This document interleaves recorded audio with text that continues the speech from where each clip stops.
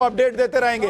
56 vote से अभी सोमनाथ भारती दिल्ली में अपनी सीट पर आगे चल रहे हैं। अब सुनिए बिग ब्रेकिंग, नरेंद्र मोदी जी बनारस से पीछे। एक और बड़ी खबर मनोज भाई आपके लिए, अच्छी खबर। अयोध्या में, कैसरगंज में और कौन सी, मेरठ में और उन्नाव, ये 4 सीट पर समाजवादी पार्टी आगे हो गई है मनोज यादव जी।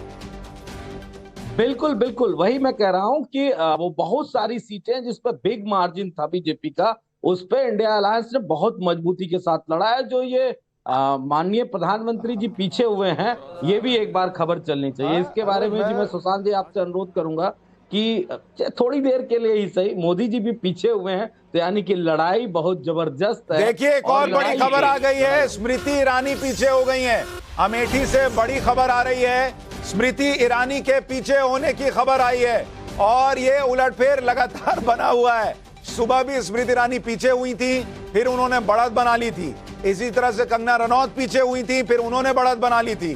तो ये उलटफेर लगातार बना हुआ है और आप देखिए ये बातें करते करते लोकेश जिंदल जो है वो हाथ गरमाने लगे हैं, क्योंकि हाथ को, चुनावी चिन्ह को गर्मी महसूस हो रही है। इंडिया अलायंस 193 और एनडीए 301 पर अटक गया है। एनडीए अब आगे नहीं बढ़ रहा। सिद्धार्थ यादव जी, आपका मामला फंसेगा तो नहीं?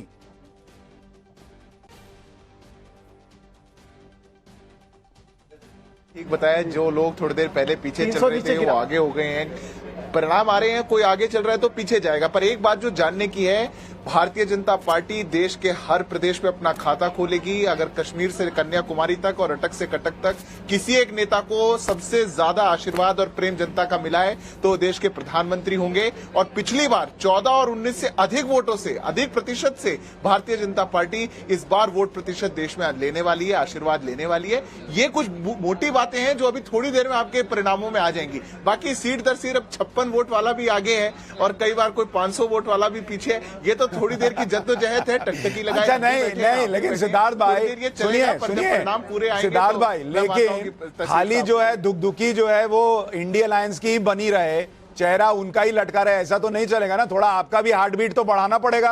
आपको भी थोड़ा तो, आपके समर्थक जो लड्डू लेके बैठ गए थे उनको लड्डू फ्रिज में रखना पड़ेगा। तब तक थोड़ा कम से कम 11-12 बजे के बाद तय होगा किसका लड्डू खाना है, किसका नहीं खाना है। जी मनोज भाई बोलिए। सुशांत जी, एक प्रयोगशाला बनाई थी बीजेपी ने मुजफ्फरनगर उत्तर प्रदेश में। उस प्रयोगशाला में सुबह से समाजवादी पार्टी इंडिया अलायंस लगातार आगे चल रही है। ये बड़ी खबर है। इस प्रयोगशाला के दम पे 2014 से। ठीक है, मोहित जी कुछ बोलना चाह रहे हैं। मोहित जी बोलिए, आरएलडी के नेता हैं। सुशांत जी, देखिए स्थिति बिल्कुल साफ है कि एनडीए का गठबंधन जीतता हुआ दिखाई पड़ रहा है। एनडीए का गठबंधन बहुमत के आंकड़े को पार कर चुका है, परंतु उसके बाद भी इंडिया अलायंस इसलिए खुश है खाली कि हमारे कुछ नंबर्स आ रहे हैं, हम कुछ नंबर्स पा रहे हैं, इसलिए इंडिया अलायंस खुश हो रहा है। और मैं तो ये कहूंगा कि लोकतंत्र के अंदर ये अच्छी बात है कि कम से कम विपक्ष मजबूत बहुमत ले आएंगे, मजबूत होगा तो जनता के लिए ये मुद्दे उठा पाएंगे। परंतु मैं इनसे कहूंगा कि ट्विटर से बाहर निकल के जनता के लिए काम करने का आपको कहीं ना कहीं मैंडेट मिल रहा है, तो आपको ये देखना पड़ेगा कि आप विपक्ष में भले ही रहेंगे मनोज भाई, मेरी बस एक रिक्वेस्ट है, आप 1 बजे तक बहुमत ले आए, बहुत अच्छा। अगर मान लीजिए ना आए तो प्लीज ईवीएम और डीएम का रोना मत रोइएगा। मैं इतनी रिक्वेस्ट कर रहा हूं बस, क्योंकि जब आप जीत रहे हैं तो स्वीकार कीजिए, जब आप हार रहे हैं तो स्वीकार कीजिए। पार्टी से ऊपर देश को रखना पड़ेगा सर। अस्वीकारता नहीं है, जहां पे नाइंसाफी होगी, जहां नाइंसाफी का सवाल नहीं है ना सर। अगर आपको 199 सीटें आती दिख रही हैं तो बाकी पे नाइंसाफी हो जाएगी और 199 पे नहीं होगी, ऐसा नहीं हो सकता। एक मिनट, कुछ लोगों ने 400 पार करा दिया। हम इतना ही तो ऑब्जेक्शन करते रहे कि आपने जमीन को सही से नहीं नापा। अरे भाई अब तो एग्जिट पोल छोड़ दीजिए भाई, आपका आकलन है, हमारा आकलन है, उसको छोड़ दीजिए भाई। गलत होंगे तो हम भी मान लेंगे कि एग्जिट पोल गलत हो गया, इसमें क्या बड़ी बात है। एग्जिट पोल को आप लोग इतना दिल पे क्यों लगाते हैं? कोई ऑब्जेक्शन नहीं, बिल्कुल नहीं, दिल पे नहीं। जनता के लिए चुनाव लड़ा गया, जनता ने चुनाव लड़ा और अपने मुद्दों पे जनता ने चुनाव लड़ा, इसलिए सुशांत जी कोई प्रॉब्लम नहीं। और हम चाहते हैं एक अच्छी सरकार बननी चाहिए किसी की भी। सिद्धार्थ कुछ कह रहे हैं, सिद्धार्थ बोलिए। देखिए सिद्धार्थ जी, अभी बोलते बोलते एनडीए 300 के नीचे आ गया है। एनडीए 297 और इंडिया अलायंस 199। और सुनिए, अभी फिर बोलते बोलते एनडीए 295 और इंडिया अलायंस 201 हो गया है। सुशांत जी आश्वस्त रहिए। नहीं, ये मनोज जी बैठे रहे आपकी डिबेट में, छोड़ के ना भागे, उसके लिए ऐसा अभी देखने को मिल रहा है, नहीं तो उठ के भाग जाएंगे जल्दी। पर जो दिग्विजय जी ने कहा, मैं उसकी बात कह देता हूँ। दिग्विजय जी तो कह ही चुके हैं, कह रहे 300 तक अगर इंडिया अलायंस की आई तो ईवीएम बढ़िया थी, अगर हमारी 295 से कम आई तो ईवीएम गड़बड़ थी। ये तो खुल के कह रहे हैं। मैं तो आपकी बात का समर्थन करता हूं। देश में इतना लंबा गर्मी में चुनाव चला है, मतदाताओं ने आकर के मत दिया है अपना, जिसको भी मत दिया। देखिए बड़ी खबर आ रही है, अभी शुरुआती रुझान में ही शेयर बाजार 2000 अंक लुढ़क गया है। ये बड़ी खबर, शेयर बाजार खुलते ही नीचे चला गया है। ये शेयर बाजार को भी उम्मीद थी शायद कि नरेंद्र मोदी बड़े अंतर के साथ आने जा रहे हैं, लेकिन शुरुआती रुझान देखकर शेयर बाजार का दिल बैठ गया है और 2000 अंक लुढ़क गया है शेयर बाजार। लोकेश जिंदल जी, शेयर बाजार तो लग रहा नहीं चाहता कि आप लोग आए।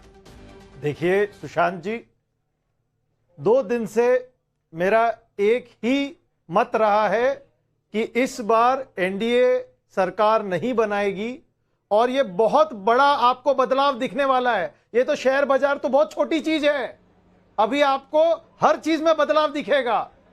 कुछ चीजें गिरेगी, कुछ चीजें उठेगी और वापस संवैधानिक तौर पर राजनीति स्थापित होगी। अवधेश जी, बहुत चीजें अभी गिरेंगी उठेंगी कह रहे हैं। अवधेश जी के बोल बदले हैं। नहीं ऐसा हमारे आपने सुना ही नहीं। बहुत कुछ देखिए ऐसा है कि ये लोग उत्साह में ज्यादा ही बोलते हैं। इस समय देखिए, इस समय फिर कह रहा हूं 206 कि अनेक सीटों पर करे टक्कर है, ऊपर नीचे जाएगा। उत्तर प्रदेश में बहुत चीजें बिल्कुल साफ दिख रही थी। जो अयोध्या गया था उसको भी कुछ चीजें दिख रही थी, जो मेरठ गाजियाबाद गया था उसे भी दिखाई दे रहा था। कर्नाटक में चीजें दिख रही थी, महाराष्ट्र में दिख रही थी, राजस्थान के कुछ सीटों पर, हरियाणा के कुछ सीटों पर। सुशांत जी, आपकी हमसे जब व्यक्तिगत बात हुई थी तब भी मैंने बताया था कि यह स्थिति है। नरेंद्र मोदी सरकार के विरुद्ध भले बहुत ज्यादा रुझान नहीं है, लेकिन कैंडिडेट्स को लेकर के अपने ही कार्यकर्ताओं में और साथ ही साथ राज्य सरकारों ने जो बीजेपी के कार्यकर्ताओं की अब मैं जरा आंकड़े और रुझान जो आ रहे हैं वो बता दूं। आप लोग सब कुछ सुन लिया, क्योंकि 10 बजे के बाद फिर हो सकता है आप में से कुछ बदलें कुछ ना बदलें, लेकिन अब जरा स्क्रीन पर रुझान और